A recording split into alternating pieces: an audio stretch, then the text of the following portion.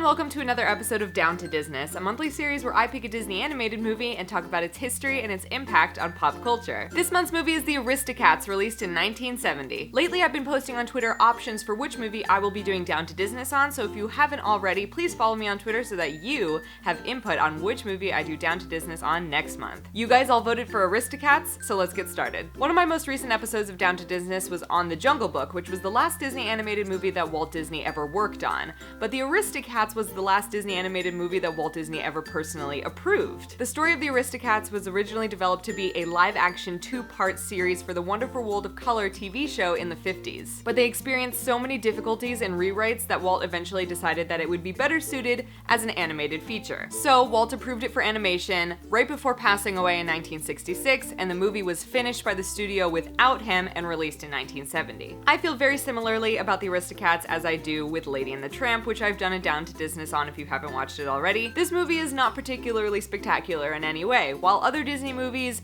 push animation forward or did new things with music or new things with drawing or new things with anything, Aristocats, not so much. This of course doesn't mean it's not a good movie. It's still a great, super fun, exciting movie with great voice acting. If there's anything that I can say the Aristocats is maybe famous for, it is an amazing voice cast. There are so many not only Disney legends voicing characters in this movie, but famous actors from the 60s and 70s. Disney legend Phil Harris voices Thomas O'Malley the Alley Cat, and he is also famous for voicing Baloo in The Jungle Book and Little John from Robin Hood. Thomas O'Malley's appearance is also apparently based on Phil Harris. Harris was first contracted to help improvise the script and then was later cast as the voice of O'Malley. To differentiate O'Malley from Baloo, he based this character a little bit more on Clark Gable. Ava Gabor was the voice of Duchess, and she also voiced Miss Bianca in The Rescuers and The Rescuers Down Under. Very famous Western actor Paul Buttram voices Napoleon the Hound Dog,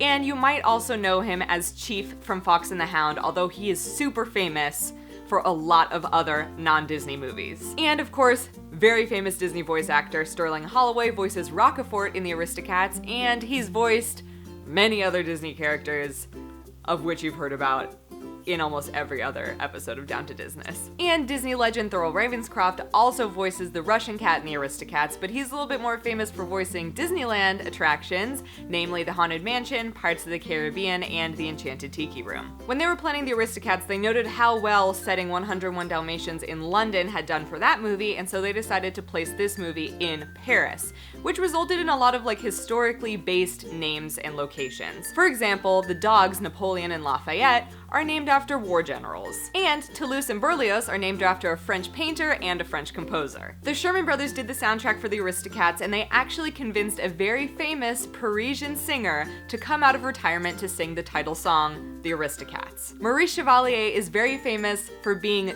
the sound of Paris, and he was completely retired at the time that Aristocats was in development. The Sherman Brothers wrote the song Aristocats, and Richard Sherman recorded himself doing a Chevalier impression, and they sent it to him, and it convinced him to come out of retirement and record the Aristocats, which ended up being the last piece of work he ever recorded. That's the power of Disney, y'all. The character of Scat Cat was originally intended to be voiced by Louis Armstrong. His entire design and look and feel was influenced by Armstrong, but unfortunately, Louis Armstrong was unable to record any of the part because he was ill at the time of the production. My personal favorite fun fact about the Aristocats is that it was actually based on a true story of a group of Parisian cats that inherited their owner's great fortune. Let that be a inspiration for crazy cat ladies out there everywhere. You don't need anybody else, just leave all your money to your cats. 5 of Disney's original 9 old men worked on the Aristocats, and it had an initial budget of $4 million. It was a huge box office success. Who doesn't love the Aristocats? The Aristocats remain so popular to this day that in 2005, the Disney Toon Studios had planned to make a sequel, Aristocats 2. The sequel was to be computer animated and focus on Marie, one of the kittens, who falls in love with another kitten aboard a luxury cruise ship. But the sequel was canceled when John Lasseter was made the company's CCO, and he canceled canceled all of the currently planned Disney Toon Studios sequels in order to make original content or spin-offs only. So we never got our Aristocats 2. I'm kind of okay with it. So as you can tell, the Aristocats mostly has a very rich voice acting history within the Disney company. It's also, of course, a Sherman Brothers classic. It remains a favorite mostly over in Disneyland Paris, definitely more so than any of the domestic parks here in the US. You can often see not only Marie, but the other two kittens, Berlioz and Toulouse, walking around Disneyland Paris, of course because they're French cats. But I will say that the one thing that has been a lasting impression on pop culture is probably the song Everybody Wants to Be a Cat, which is one of the most famous Disney songs of all time and definitely just a really great song in general. But let me know in the comments down below what your favorite thing is about the movie The Aristocats. So many of you voted for it, so I know a lot of you are huge fans of these cute little kitties. And like I said, please follow me on Twitter so that you get to vote on which movie I do my next Down to Disness on. I always love hearing what you guys want me to cover in this series. Also leave it as a comment down below because that's really helpful in terms of me seeing options that I don't present on Twitter.